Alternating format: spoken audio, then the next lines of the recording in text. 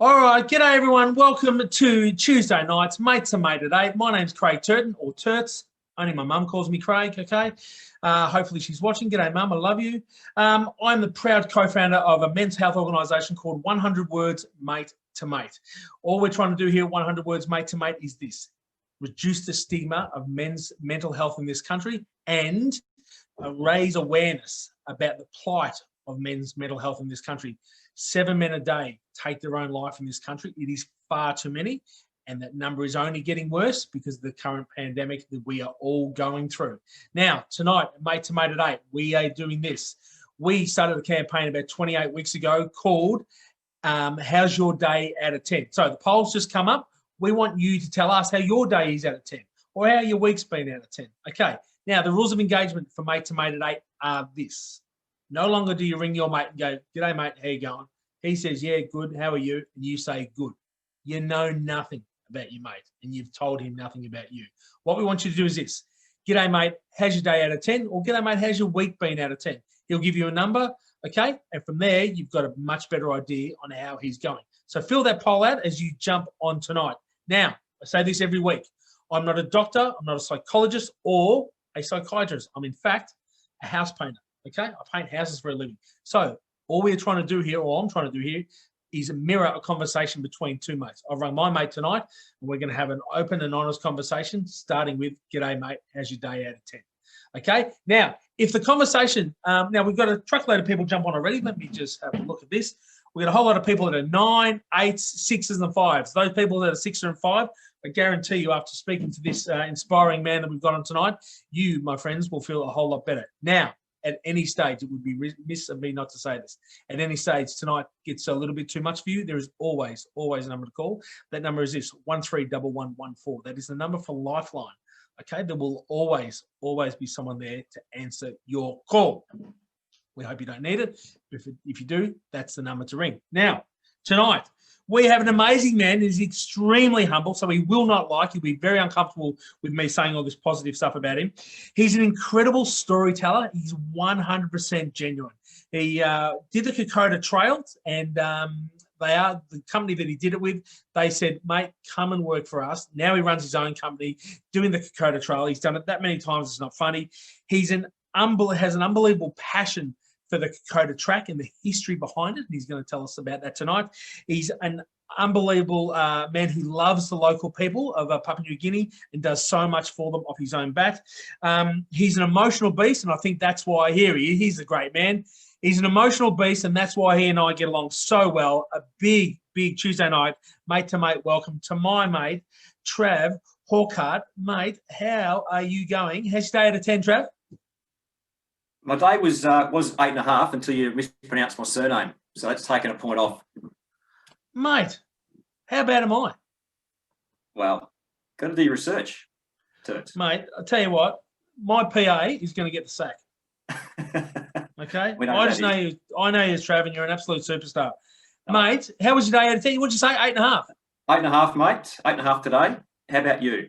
Look, I had dodgy start, which happens to be the norm at the moment for me. Shit house starts in the morning, but come the afternoon, I was flying and had a really good afternoon at work, had a really good phone call from a couple of people who I know are watching tonight and are pretty keen to talk to you and send in a few questions. So, mate, I'm probably 8.5, 9 myself, and I reckon by the end of this, I'll be even more, I reckon. Yeah, good stuff. That's good to hear. It's a good score.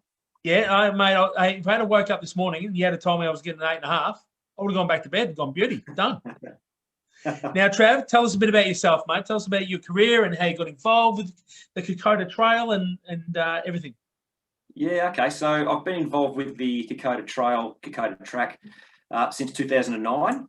I'm actually originally a Melbourne boy, came from Doncaster and moved over to WA when I was a teenager, when I was 13. When I left school, I went to uni, did a Bachelor of Physical Education, and come out of that still not exactly sure of which way I was going to head. So I headed overseas instead and went travelling for a couple of years and went backpacking, which was an awesome experience.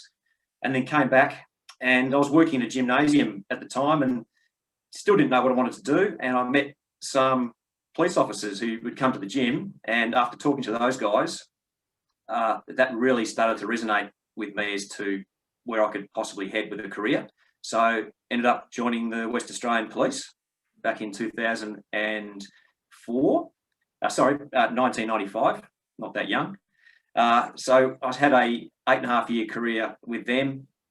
I then moved over, went to the Middle East for a few months, and worked as a private security contractor in Baghdad just after the invasion, 2004. Worked there, and then I came home, and then I joined the Australian Federal Police, and I was working in the Air Marshal program on the flights, flying around Australia and the world. And I did that for 7 years, and following that, I left and joined the private sector, and I've since moved into the occupational health risk management sphere as well. But behind all that, the Kokoda story was happening for me throughout that duration from 2009 up until the present day. Now, you went on a tour first, and they asked you to hang around, mate, because you loved it so much. And the history, you're all about the history of it, aren't you?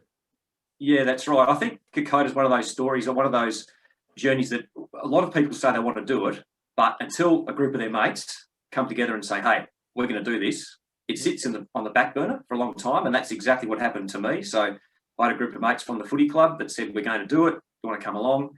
Jumped at the chance. And I went with this company based over in Torquay in Victoria, did the tour, and yeah, they were kind enough to ask me to come back and work as a guide, which I did.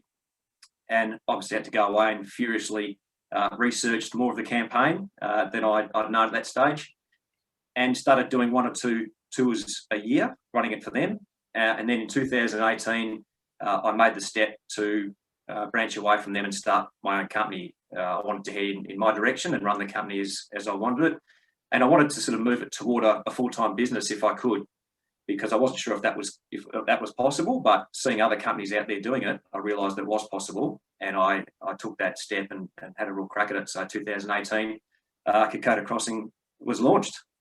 Fantastic. Now, that's how we met, isn't it? So a good friend of ours, Craig Sedgman, I know he's watching tonight. Hello, Sedgy. Got onto myself and Walter, the producer, and a few of the boys at 100 Words, and he said, you know what? We really need to do this. And you came over from Perth and took us up to the 1,000 steps. And, mate, just from the minute you started talking, all the boys are just like, wow, this is going to be awesome. And up until COVID hit, we were all training our asses off. We're having a ball. The mateship and the training was just, we're having so much fun. And then, obviously, you rang us and told us we couldn't go, and we were just gutted. I know we're booked in to go in September next year, and we cannot wait. But, mate, just being around you, a couple of boys rang me today and said they were going to watch tonight. And just being around you, you're such an awesome storyteller. Now, does that come from your grandfather? I know your grandfather served, didn't he? Yeah, that's right. So my maternal grandfather, he was in the 10th Ordnance Depot. So he was based in Port Moresby during the Kokoda campaign, and his brother, my great uncle, was in the 2nd 14th Battalion from Victoria, and they were in the thick of the action along the track. So I didn't know that much about the family connection before I did the walk, but since then I've tried to learn as much as I can. It's been a struggle because from that, not many stories were passed down necessarily at that time. I think it was a bit of a cultural thing that a lot of these guys just shut up shop and didn't talk about it so much. Yeah. So I must say, every time I do walk it, there is a piece of those guys with me every time. And I think deep down, I just hope that they're proud that I'm doing it. And I have heard from my great uncle, Cliff Thompson, both his kids have said to me, Dad would be so proud of what you're doing. Yeah. And I'll tell you something, this is a little secret that I did when it was a few months ago. I was in Melbourne, and my grandfather, he's buried in the Brighton Cemetery. Yep. And I went down there and had a chat, and I left my business card at his grave. Fantastic. And said, Colin, just want you to know, mate, this is what I'm doing. Yeah. And hope you're proud of it. Oh, mate, he would be. I'm a big believer in that. He would. I reckon stuff like that gets through. I have no doubt about that, mate. He would be so proud of you. Now, you're going along. Your business has been going fantastic for 2 years, and you're taking heaps of people. How many times have you actually been yourself? I've walked it 15 times now. 15 times? Yep. How many times with a bag? Because the argument is still going on with our mates, bag or no bag. You can stick your bag, mate. I'm not taking a bag. It's too heavy. All right? So what do you... some form of bag. Well, I'm taking some form of bag, yeah. But I'm not taking the whole thing. So what's the day pack 7 and the whole thing's 28 or something? No. So full pack would be about 16, 17. And day pack would be about 5 to 6. Oh, that's right. We were going to put extras in Sedgies, weren't we? That's right. We were going to make his 28. There was a plan for that, but I think everyone's going to cop that throughout the duration. Yes. At some stage. He was going to be the first one. Yeah. Now, mate, how have you managed through COVID? Look, it's been real difficult. It's been terrible, really, for us. It's this year was a real breakout year for the business. We had over 100 trekkers going out this season, and we've progressively got busier from 2018. Got busier last year, and this year was going to be a real cracker for us. So we're all set to go. We had a really massive Anzac Day tour lined up, and that was going to be really, really special. That was actually in honour of a family had come to me, and they had lost a family member a couple of years ago, and they wanted to do the trip in his honour. So we had this great Anzac Day tour lined up. So, and we had a massive school group, which would be on the track about now if we'd travelled. So it was really difficult in the early days, but I think we've just come to terms with it now. And a good adage is that you can only control what you can control yourself, and it's out of our hands, and we're at the mercy of government policy and whatnot. So we've just had to stick it out. And as we talked about the other day, it's through nothing that you've done. You know, you haven't run the business badly. It's not your fault.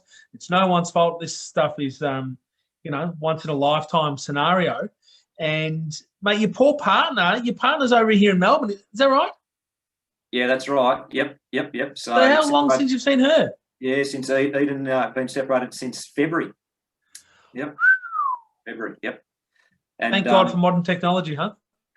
Yeah, and look, it's not just you look at our circumstances and it's not great, and then you look at other people over here. A lot of FIFO workers work in the resource industry in WA, and I know for a fact that a lot of these guys haven't seen their young children since that time as well, because if they go home, they're not necessarily going to be able to come back because of the WA government hard border restrictions at the moment. It's it's really affecting people on a huge level mentally, and that's awful, really awful to see. So it's been tough for us, but other people are in just as bad a position. So we're not on our own, and I suppose that's one thing to think about. It's actually not just us.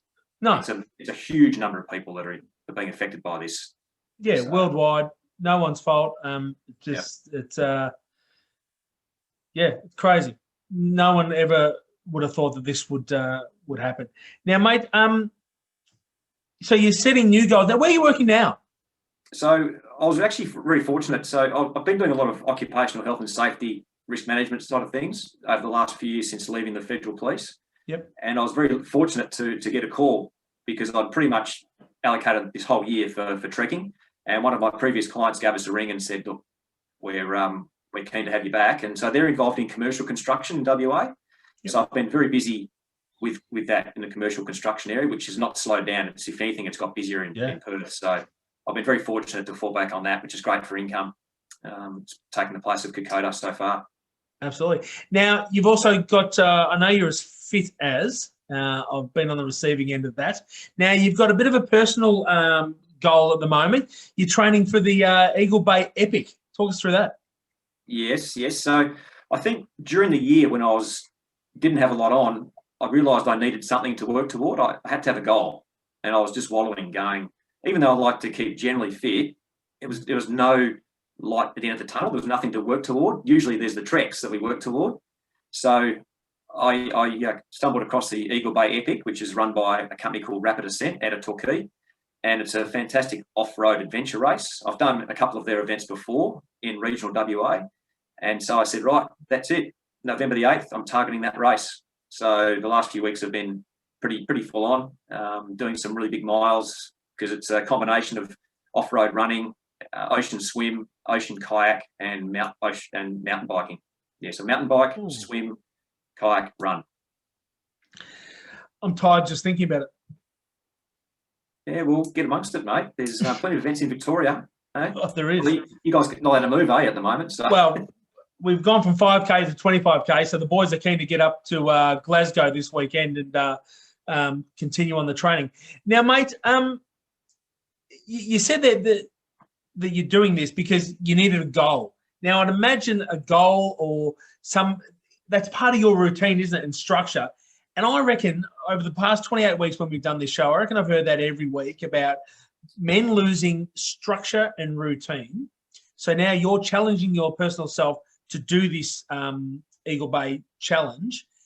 That's obviously something that you need for you, isn't it? And you obviously don't add dedicate a lot of time and effort. And is that something you need for you and your mental health? Oh, totally. If I couldn't train or exercise or shoot for something like that, I'd be in a bit of trouble. I think one of the issues that I have clients talk to me about is the ability to train consistently, and consistency is the key. And I think so many people come to me and they're so up and down with their training and their nutrition, and we really try and target that and go, right, let's try and have a consistent routine and make it realistic. That's the thing. A lot of people blast into these, high expectations, and that's not the way to go.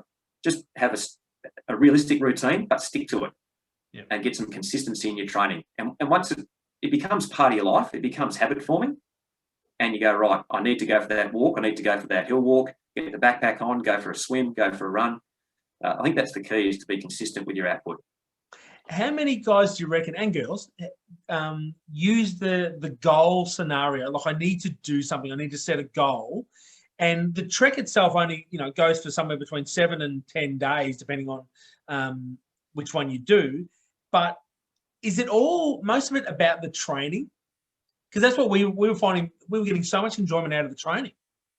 Yeah. That's where the companionship came in, and the mates, and just pushing each other. And you knew when the alarm went off at 5:30, you had to get your ass out of bed because your mates are up there waiting for you, or out the front waiting for you. Yeah, definitely. And we run those training sessions over here as well. So it's really good. A part of the routine here is we go up into the Perth Hills and we get together as a group and work as a team. So for the build-up for the tour, it really is just the training. People know they're going on this epic adventure, but they know nothing about the adventure. They think they do a bit of reading and they listen to me talk about it, but they don't really know about what it's going to be. So for them, the adventure so far is just the training. That's the highlight. And they seem to lap it up. Why do most people do it? There's a huge range and what I talk to people about is that it doesn't matter what your reason is for doing it. Some people love military history. That's their passion. They want to go and walk in the footsteps of these guys. Other people need that goal. They need something to work toward. Other people are dragged along because their friends are doing it. Other people are at a stage of their life where they need something to work toward. They are struggling mentally, and they don't know which way to go. They don't know. And so they set themselves this, for them, really tough task to aim for. And for a lot of people, that's it, is to be that circuit breaker in their life, which I think Kokoda becomes. It's a real circuit breaker. And some people are just looking for a trigger. They know they need to do something. They know they need to make a change. Yep. They don't know what, they don't know how. And then when somebody puts this in front of them and says, hey, how'd you go like to walk in this tropical environment at this 100% humidity for 8 days up and down mountains? What do you reckon about that? And people go, that's maybe just what I need. Do people fall in love with the teamwork element of it and the relying upon each other to get through? I think it becomes really, really important. The teamwork aspect, and I really emphasise that at the start of the trip. I emphasise to my groups that this is teamwork. You might be an individual and you might spend time on your own, but if someone needs you on the trip, you will be there for them. Yeah, that's just a non-negotiable. I want to try and replicate the camaraderie that the Australian soldiers had over there. And I was just reviewing a documentary the other day that I was listening to, and one of the diggers said they said, look, it didn't really matter what happened around them as long as you had a mate next to you. That was his words. As long as you had a mate, and they could get through anything. So yes, the teamwork aspect of it really comes out during the trip. And people surprise themselves, I think. They end up almost becoming leaders within the group. Yep. And it's a great test of character to see who does step up. Even if they don't feel like it, some people do step up. So I think the camaraderie that our groups have always been fantastic. We've got it's like a natural filter. Yeah. This whole thing. And the selection process of who's going. So we don't take absolutely everybody who signs up. They've got to be prepared to do the training. Yep. And we want to see they've got a really great attitude as well. Yep. Yeah, I must admit, when we were putting together the group, we had a no dickhead policy, which I managed to get through because I was on the organising committee. It's the only reason I got invited. But, mate, it is. You must see blokes and women just the day they rock up versus the day at the end, how they change within that, 7 to 9, 10 days. Oh, it's an epic change. It's that initial nervousness when you do something brand new, particularly a physical challenge, and also it's going to be a mental challenge. So the nervousness of the clients.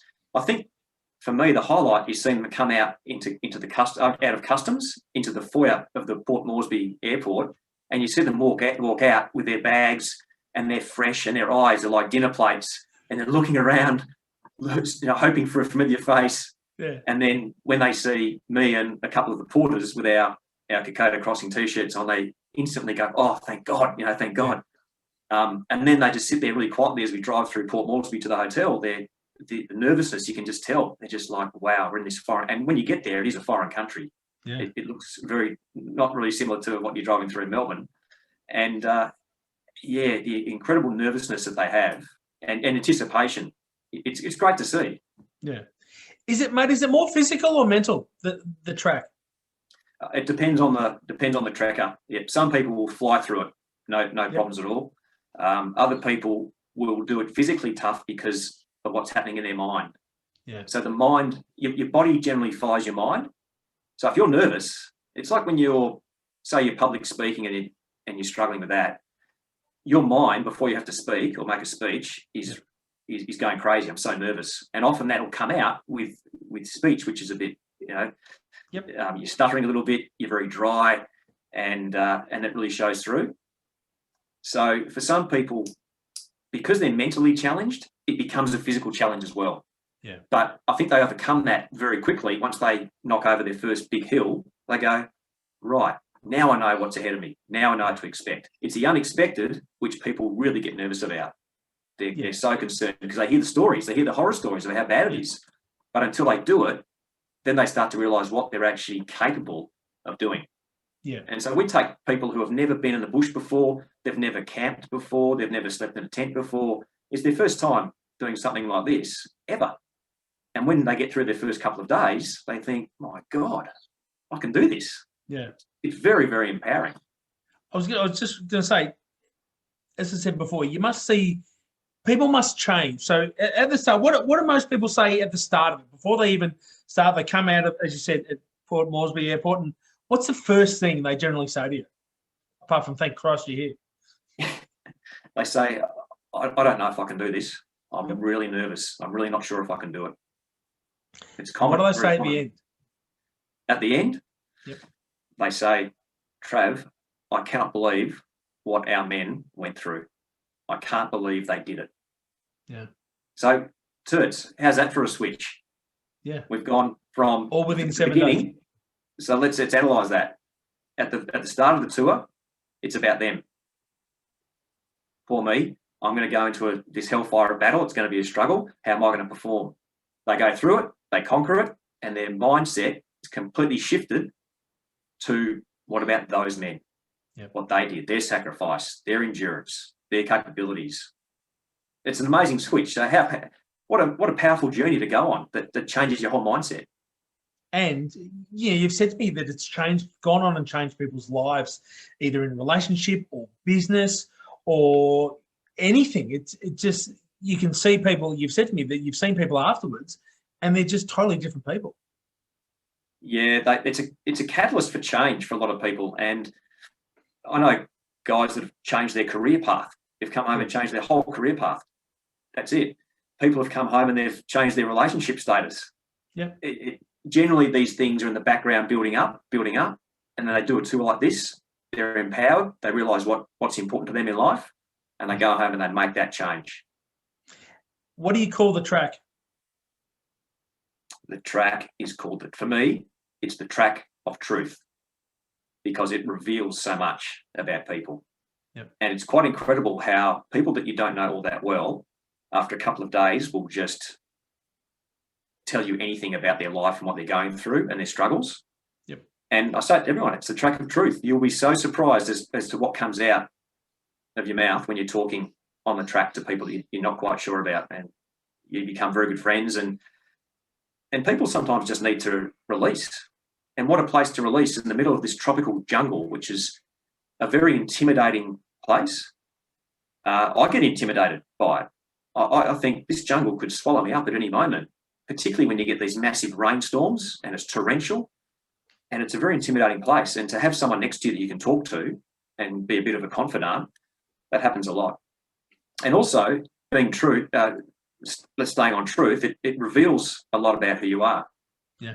A lot about who you are. And I'm very, very lucky with my clients. So most trekkers have been fantastic, but I've seen some trekkers have absolute meltdowns, and I cop the brunt of it big time, mostly because they haven't prepared properly. But this track doesn't necessarily build your character, but it reveals what's there at the moment.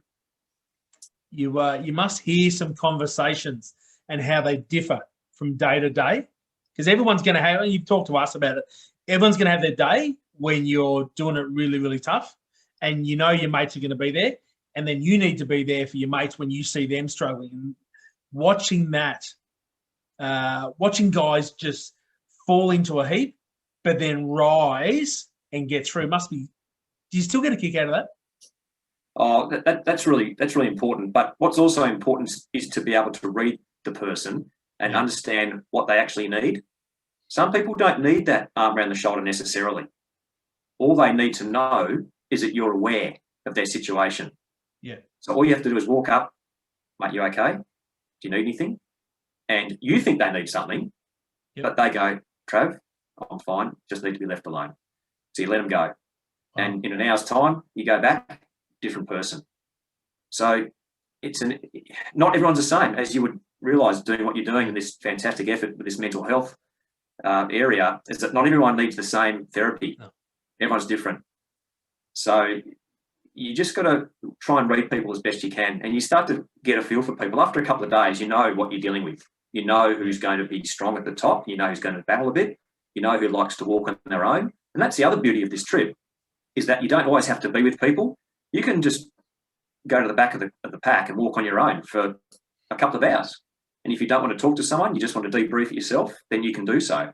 And what you'll probably see is a porter just behind you, just quietly drifting behind you to make sure you're okay, because our safety and well-being is their 100% priority.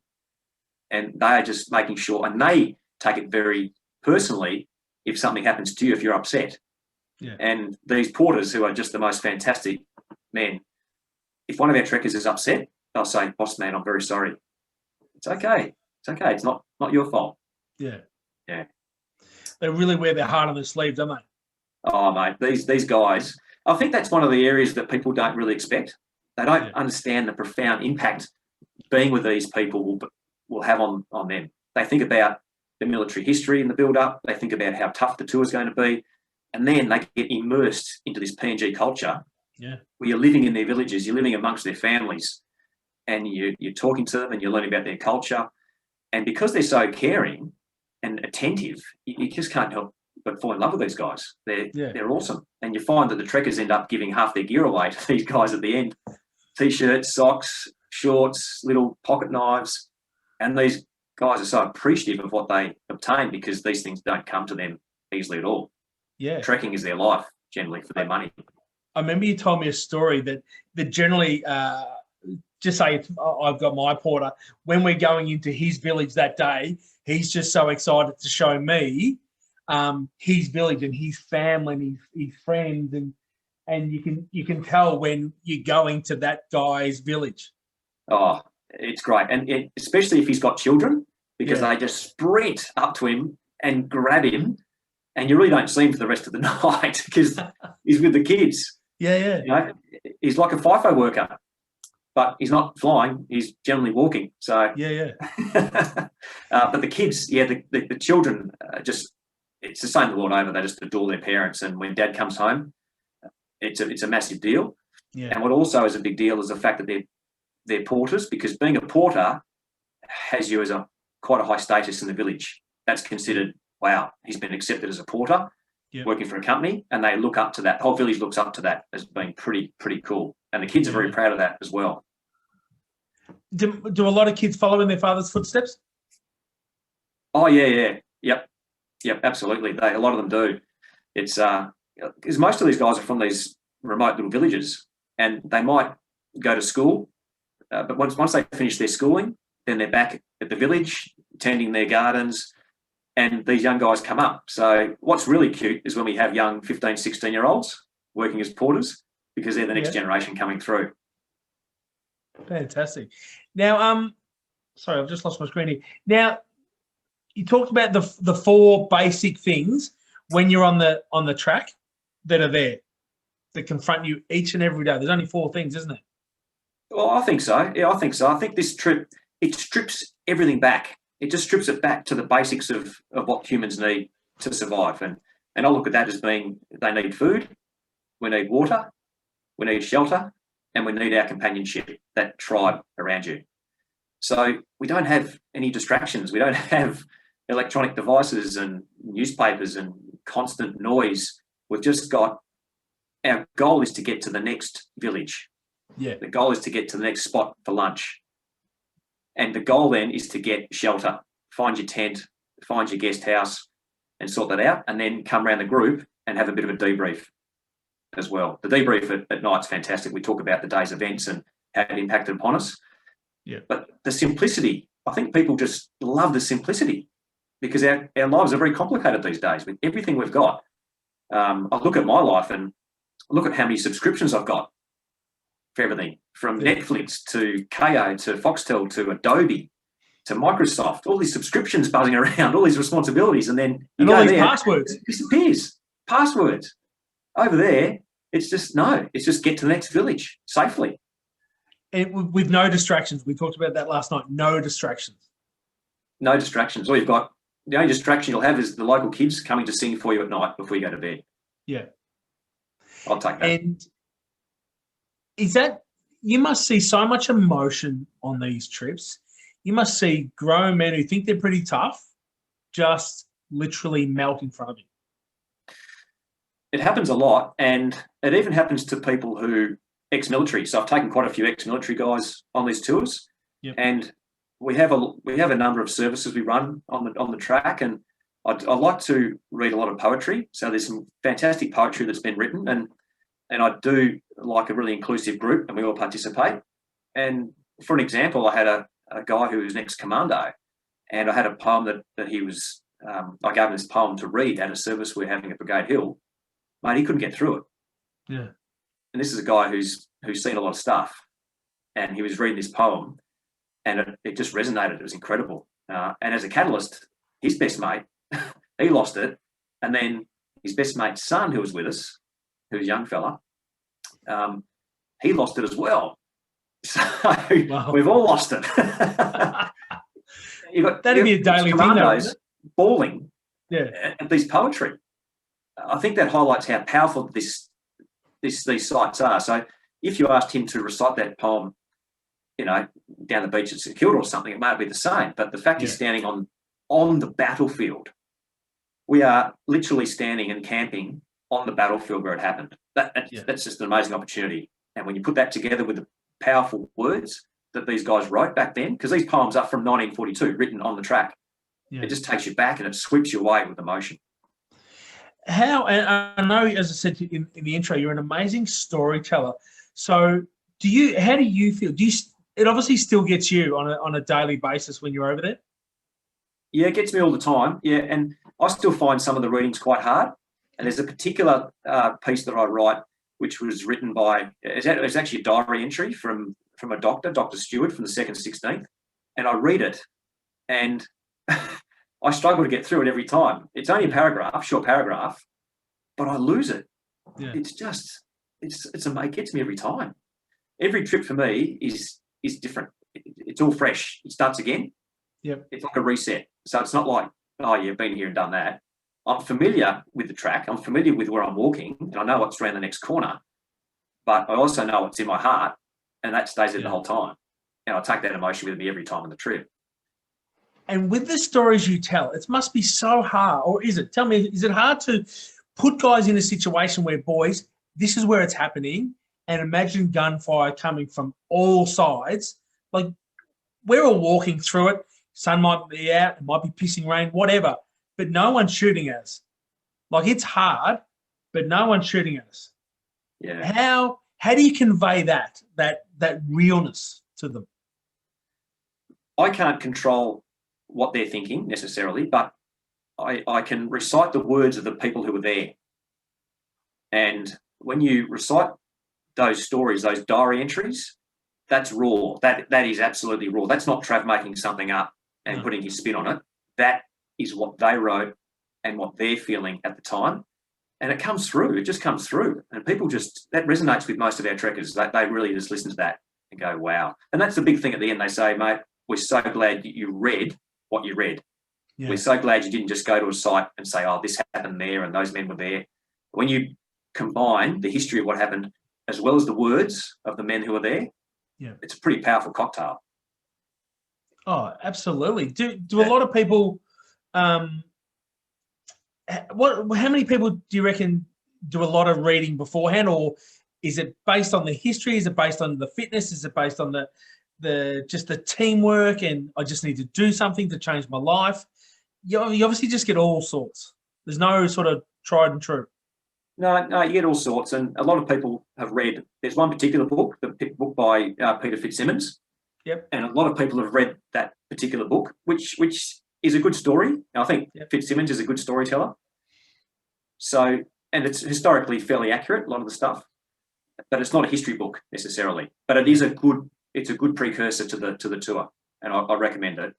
Then when I can add in the specifics of the history, which a lot of history books are quite dry, and you have to trawl through them to get the information. But once I start adding some more information, it all starts to come into place, and people remember the villages and the battle sites that Fitzsimmons talks about. And they go, oh, that's Ishirava.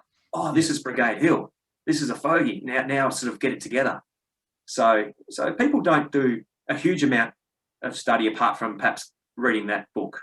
But as part of the package that, as you know, we offer is we give you a guidebook. Yeah. It was a really fantastic book written by Bill James. And it's a combination of history, diary entries, research. And that's a really good resource to have. And also it's got a lot of maps in it as well. So you can sit there at your tent at night and pull out the map and go, okay, this is where we are. This is where we're going. What's the hardest part for you every time you're there?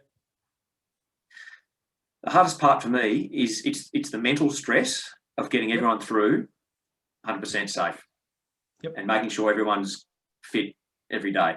It's that ongoing maintenance and concern for people's welfare, because I know how quickly it can go downhill with their physical health.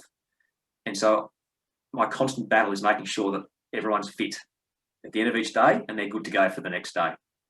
So, I mean, safety is the key. People's well-being, people's care, as well as having all the airlines line up and the flights landing on time, etc. Which you can't control, Trav. You can't control that. No. And emotional. I mean, I know you're an emotional beast at the best of times. Emotionally gets you every time? Oh, yeah, it's the same. It's the same. And the best thing is seeing everyone as they finish the trip and they cross. You may have seen those arches that at the start and the end of the track, and to see people walk under those arches and just collapse in a heap with relief and tears and emotion is, I just get it every time. I just stand back. I don't get involved so much. I actually stand back and watch it unfold. And the joy that gives me to see the feeling of satisfaction that everyone has when they've finished it, it's such a buzz. And I get exhausted too. I get tired, definitely. But every time I see this emotion from people at the completion, it drags me back. It's like, got to come back, got to do it again. This is awesome. It's like hitting a hole in one on the 18th hole. I've got to come back. Yeah. Yeah, exactly.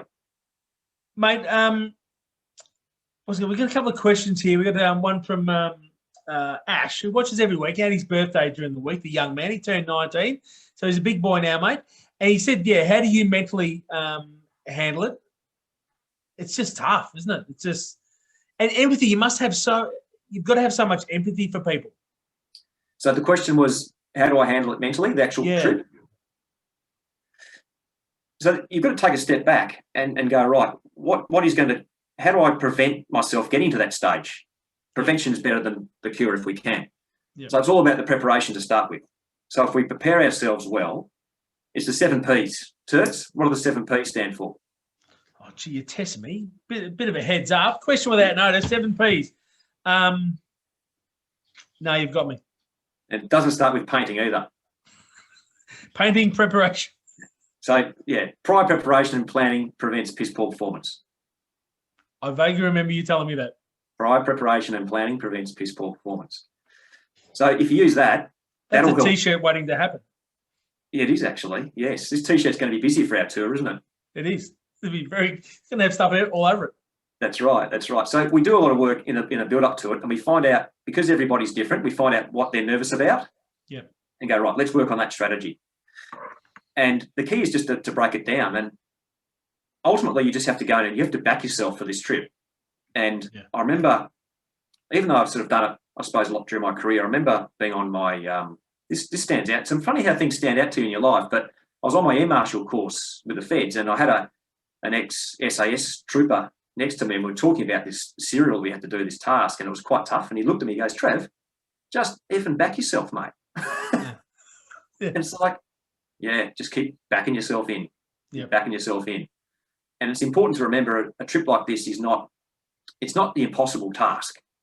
People will talk it down, saying it's impossible and you can't do it. It's far from it. You just have to have a good base level of fitness, and you will do it. And you'll have different mental challenges during the day. You'll have the challenge of seeing that hill that goes up for an hour and a half and go, I'm not sure if I can do that. Or you may have a niggle, you may have rolled your ankle, and then your mental challenge is, geez, can I get through this pain? Yeah. I had a really interesting challenge with a school group several years ago.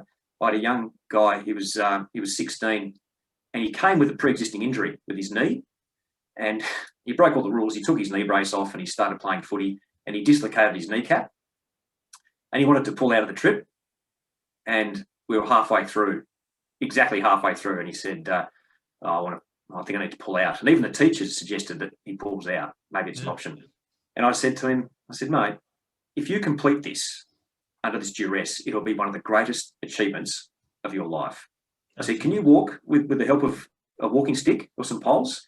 He goes, yeah, I think I can. I said, well, let's just try and walk to the next village and see how we go. So we did, and we just broke it down one step at a time. Let's just get to this next village. And one thing that people don't think about a lot, and we don't give our bodies credit, is we recover very, very quickly. You can be absolutely exhausted, but once you have a rest, it can be 5 or 10 minutes. Your body regenerates. It's designed to regenerate, and it's designed to keep moving. Yep. So you're up again. Away you go. And at night time, sleep is the key. Sleep and nutrition, hydration. The next morning, it's like, I'm back into it. Yeah. Sleep, that's a whole discussion about sleep, but a good phrase that I've heard recently, and it's a good guy actually that we should speak to, a guy called Brad Connolly. He's an author and leadership, and he talks about sleep as being a weapon. He said, put that in your kit bag. Sleep is a weapon. Use it. So each night, most people are in bed by 8:30, maybe early 8 o'clock, and they're up at 5:30, good to go again. So mental challenges come and go. Yeah. You either use your own resources or you tap into the resources around you, other people, and you get inspired by the people and what they're doing. What's the most, you might not want to answer this, what's the most emotional story about it? The emotional, it's the reading that I read about this young soldier, and it's written by Dr. Stewart from the 2nd 16th, and this soldier's about to die, and he describes the scene that he was at. He was there watching this young man die, and he describes what he was seeing. And I get a bit jittery now thinking about it. Yep. I don't have the actual exact quote next to me, but basically he was saying, how do you look into a man's eyes when he's looking for reassurance, when he's got this gaping hole in his throat and you know this man's about to die? 23-year-old young man. And every time I read that and I think about it, I lose it. Oh, mate. It's there's just no words that can describe what it must have been like. No, exactly. And that's what the whole trip's about. And the best thing about the tour is when we finish and we head down the hill, this is a good one. When we finish the trip, it's around about lunchtime-ish, thereabouts. Everyone's cock-a-hoop. We have our lunch, have our drinks, and we drive down the hill from Owers Corner toward Port Moresby. And then we always stop off to the cemetery, Bamana War Cemetery. So everyone's jumping around and happy and so full of life. And then we turn the corner into the cemetery, we turn around, and then you've got just over 3,000 graves in front of you, and the whole bus just goes dead silent. And they go, this is why we're here, isn't it? I said, mate, this is why we're here. And then we go off on our own. Some people like to walk together.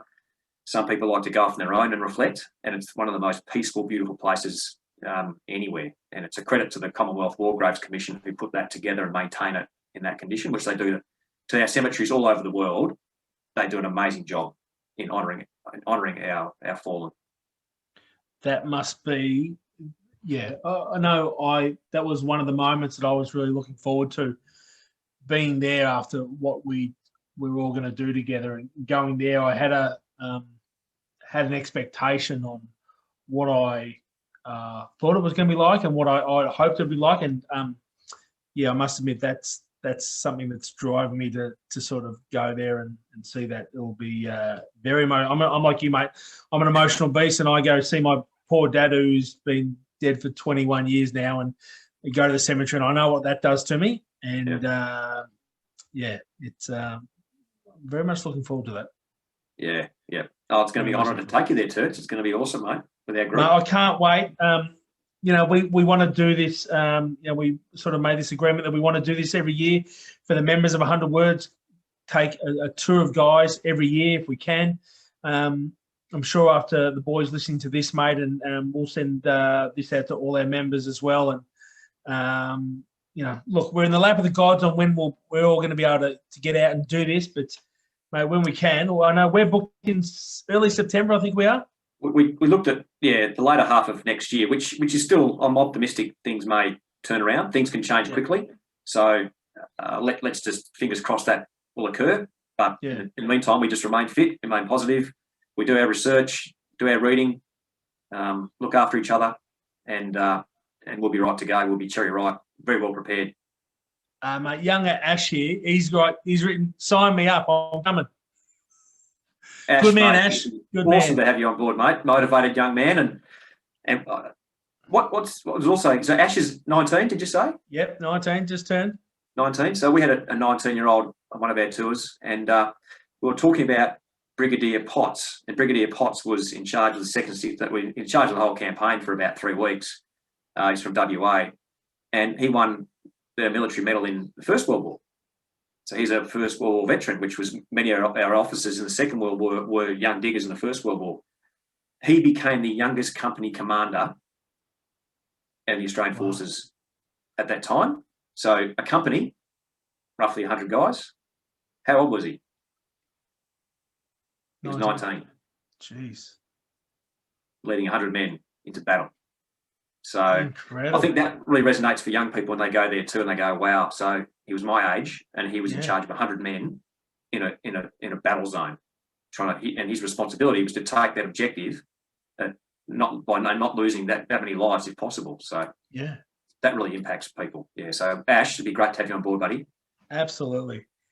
Trav, mate, thank you so much for your time tonight. Absolute treat to speak to you. And the boys and I, as I said, I spoke to a few of them today, and we cannot wait to go.